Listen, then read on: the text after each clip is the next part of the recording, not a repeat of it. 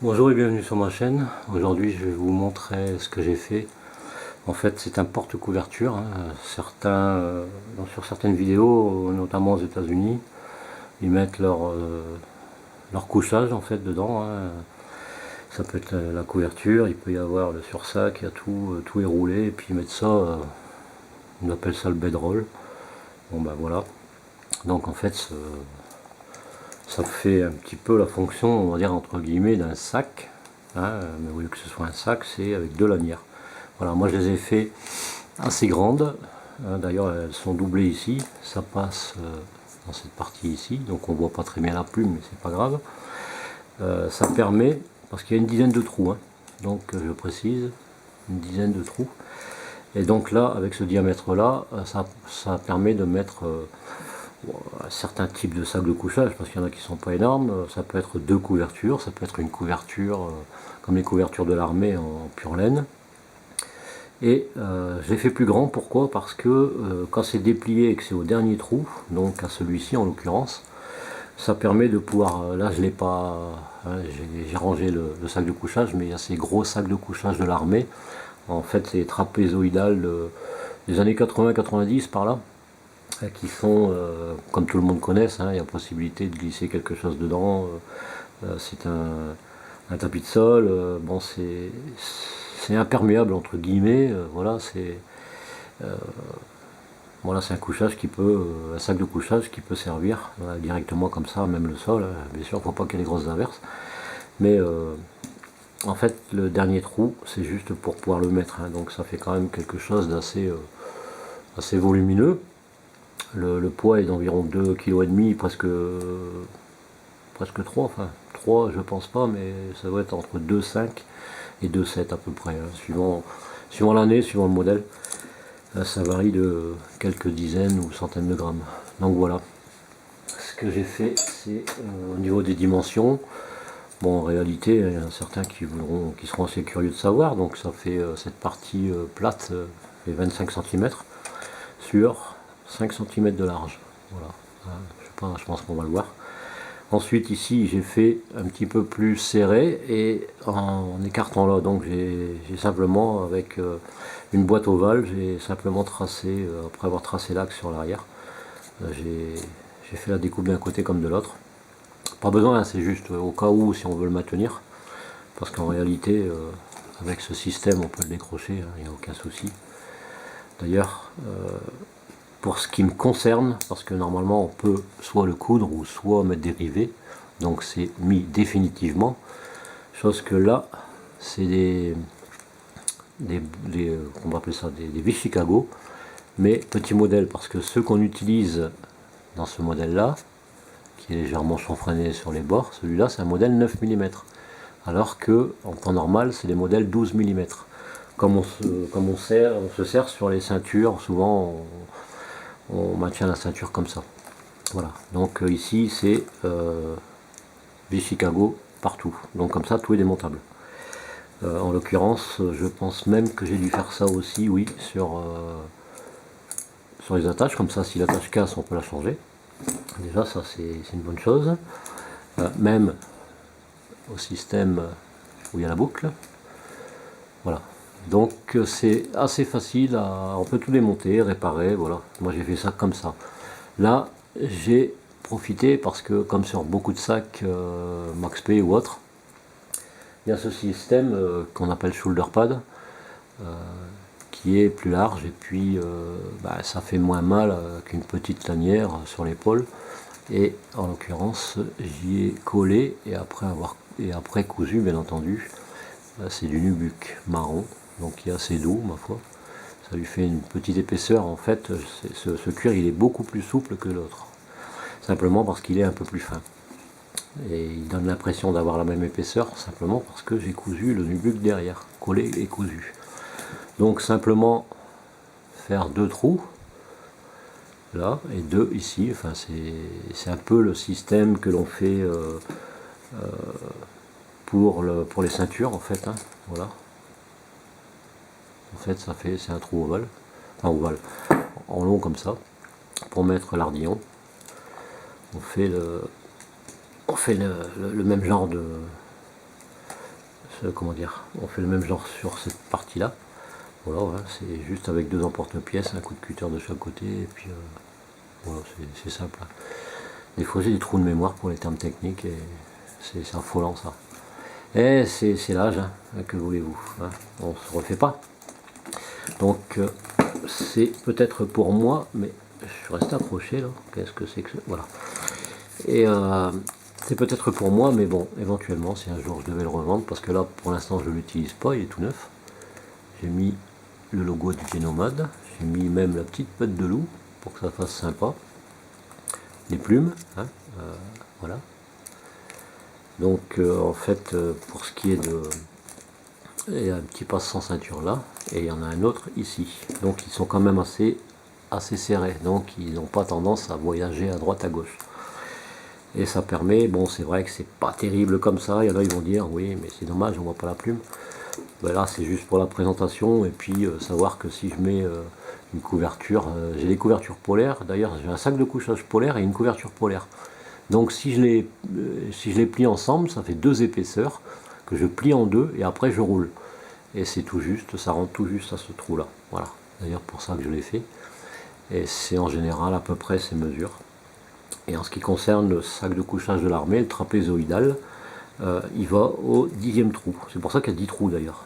Il y en a qui vont dire ça fait beaucoup, mais j'aurais pu faire cette sangle beaucoup plus courte, hein, juste pour mettre certains sacs de couchage ou certaines couvertures. Mais en l'occurrence, si la personne, tout comme moi, avait un sac de couchage de l'armée française, donc ces fameux sacs trapézoïdaux, donc le trapézoïdal de 90 ou 87-90 par là. En général, c'est des modèles que l'on trouve assez facilement, entre guillemets. D'ailleurs, j'en ai deux à la maison et je pense même que je vais en revendre un. Parce que je suis tout seul à dormir dedans, j'ai pas besoin de deux sacs de couchage. Hein. Voilà. Et donc, ça permet justement, en mettant la position plus grande, de pouvoir mettre le sac. Parce que là, bon, ça fait quoi? Ça fait un diamètre de 18 à peu près.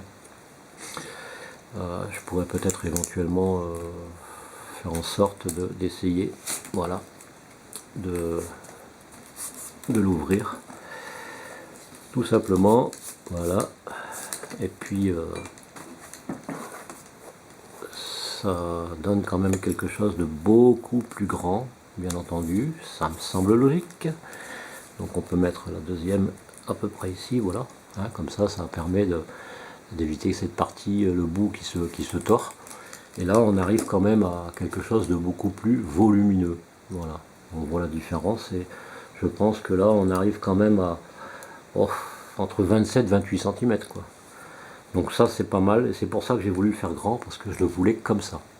De façon à pouvoir m'en servir avec des couvertures de diamètres différents, quoi, d'épaisseurs différentes, tout simplement.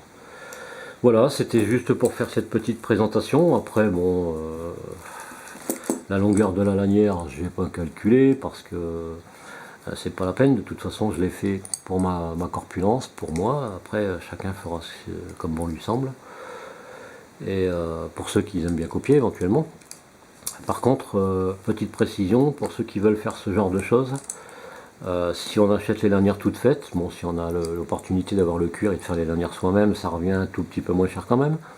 Mais ceux qui n'ont pas le matériel adéquat et qui veulent faire ce genre de choses, j'ai calculé qu'en cuir, vis Chicago, teinte, produits de finition, les anneaux de Miron, les mousquetons, puis bon, tout ce qui est quincaillerie, il y a quand même 3 boucles. Je précise que ça fait 25 mm, donc c'est des boucles de 25 mm. 25 mm cette partie intérieure ici, bien entendu.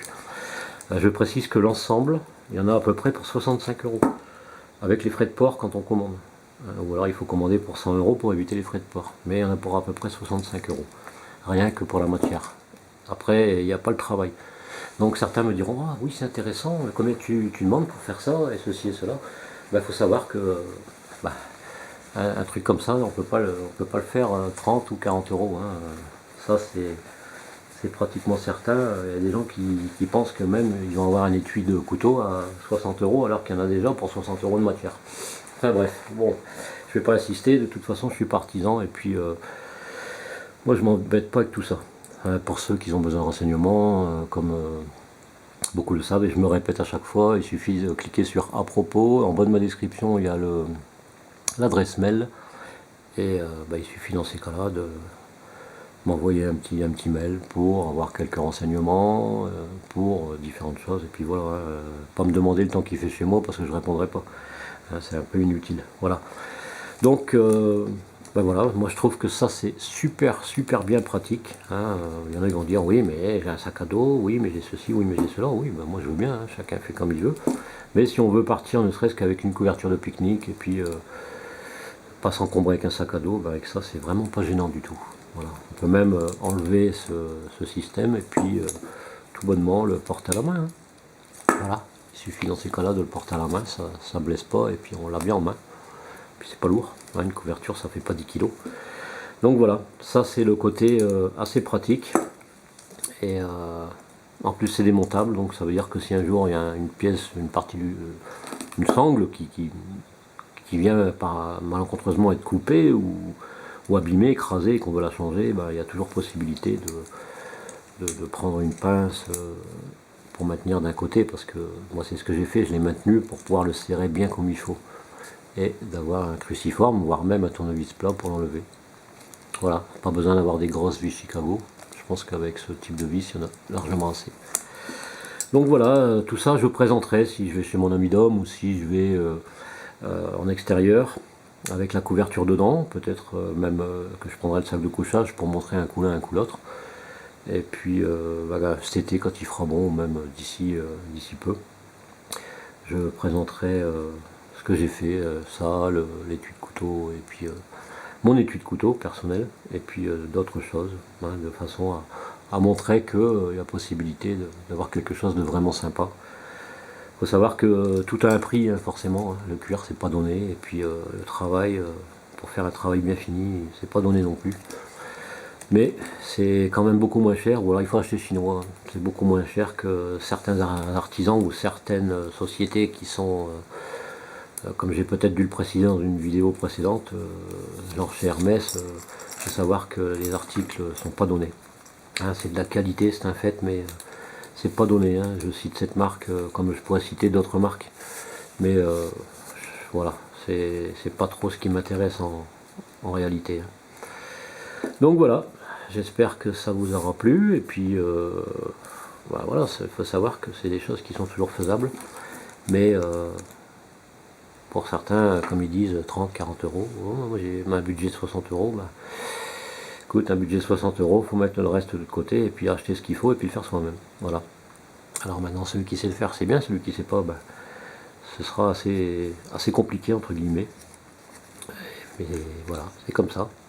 On n'a pas tous la chance de savoir faire quoi que ce soit. Comme moi j'ai pas la chance de m'y connaître en mécanique et de pouvoir réparer ma voiture, je suis obligé d'aller au garage. Voilà, tout simplement. Donc j'ai affaire à des professionnels et à des gens qui savent travailler. Et je leur fais confiance et puis je fais faire les travaux et puis voilà, je suis bien content du résultat. Comme dernièrement j'ai été changer mes amortisseurs. Et là je suis bien content, chose que je ne peux pas faire moi-même à cause de mon problème de dos. Voilà. Allez, je vais pas raconter ma vie. Sur ce, j'espère que ça vous aura plu, que ça vous donnera éventuellement des idées. Et puis, si vous avez quelque chose à ajouter, à dire, il y a les commentaires ou éventuellement, il y a l'adresse mail comme je l'ai précisé. Et je vous dis à très bientôt pour une prochaine vidéo et surtout, portez-vous bien. Allez, bye bye.